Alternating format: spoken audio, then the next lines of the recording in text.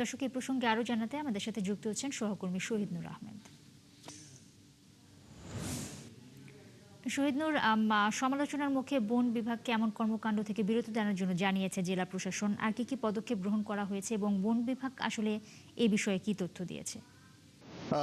ধন্যবাদ আপনাকে। দেখুন, আমরা সকালের সংবাদেও যেমনটা জানাচ্ছিলাম যে আমি এই যে আমার ঠিক পেছনে যে সড়ক, সেটি হচ্ছে জামালগঞ্জ সাতনা সড়ক, এবং দেখতে পাচ্ছেন আপনি ঠিক এই সড়কের দুপাশে সারি সারি গাছ, বিশাল আকার গাছ রয়েছে, এবং এই গাছগুলো আসলে ছায়া দিচ্ছে এবং পরিবেশের ভারসাম্য রক্ষা করার ক্ষেত্রে আসলে সহায়ক ভূমিকা পালন করছে। কিন্তু এই সড়কের সকালে আমরা দেখানোর চেষ্টা করেছিলাম প্রায় 2/3 অঞ্চলের আসলে গাছ কিন্তু ইতিমধ্যে কর্তন হয়ে গেছে, এবং বাকি যে গাছগুলো কর্তনের মুখোমুখিতেই আসলে সমালোচনার মুখে প্রশাসনের নির্দেশনায় স্থগিত রাখা হয়েছে।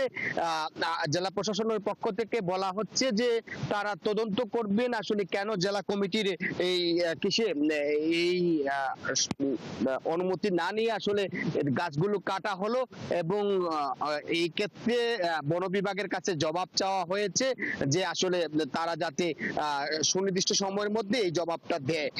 আমরা যতদূর বন বিভাগ এবং সড়ক ও জনপথ বিভাগের কাছ থেকে জানতে পেরেছি, তারা আসলে পক্ষ বিপক্ষে অবস্থান।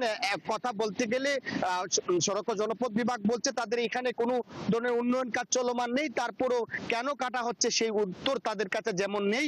বন বিভাগ বলছে যে তারা সামাজিক বনায়নের আওতায় এটি করলেও তাদের কাছে আসলে তারা এই দায়সারা বক্তব্যই দিচ্ছেন।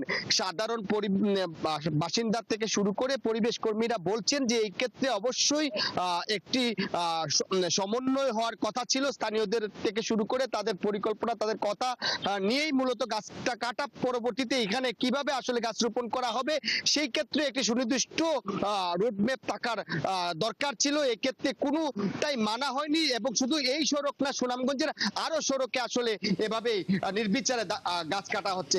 যদি গাছ কাটা না বন্ধ করা হয় তাহলে পরিবেশবাদীরা আন্দোলনে নামবেন, এমনটাই হুঁশিয়ারি জানিয়েছেন। তো এই ছিল সুনামগঞ্জের সাতনা সড়কে গাছ কাটা সর্বশেষ। শহীদ নূর, ধন্যবাদ আপনাকে। দর্শক, সুনামগঞ্জ থেকে সড়কে গাছ কাটা প্রসঙ্গে বিস্তারিত জানাচ্ছিলেন সহকর্মী শহীদ নূর আহমেদ।